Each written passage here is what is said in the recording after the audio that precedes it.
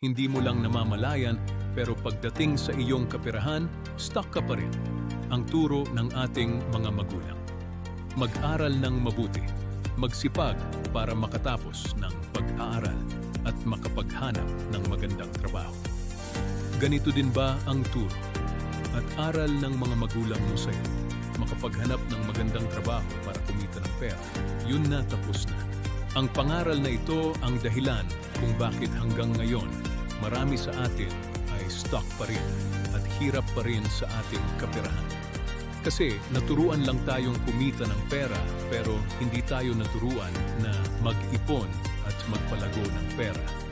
Paano mo malalaman na stuck ka pa rin sa pagkita lamang ng pera at hindi ka nakatawid sa pag-ipon at pagpapalago ng pera?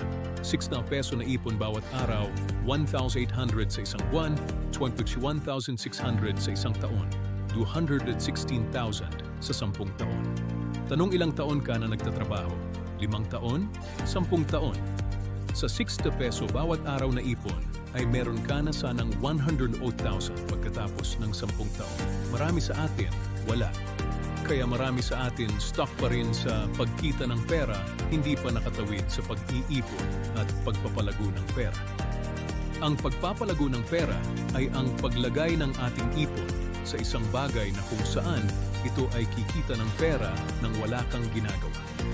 Pagpapalago sa bangko, kagaya ng UITF at mutual fund, sa stock market o sa mga pribado at sangay ng gobyerno, kagaya ng SSS, GSIS, pag-ibig.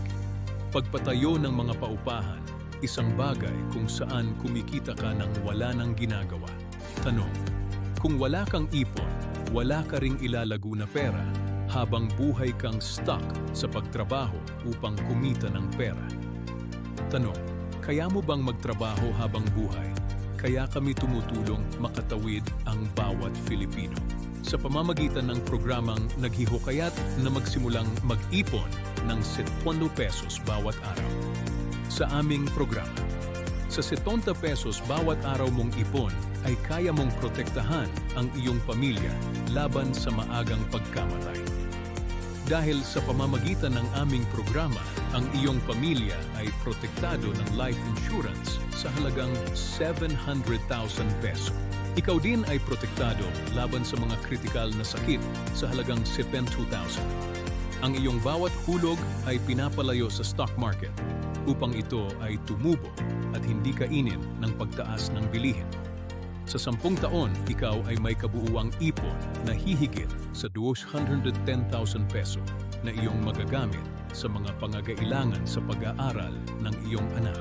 Ito na ang iyong pagkakataon na makatawid mula sa pagkita lamang ng pera patungo sa pag-ipon at pagpapalago ng pera. Meron ka pang 700,000 life insurance para sa mga mahal mo sa buhay. 20,000 na panghanda laban sa mga kritikal na sakit.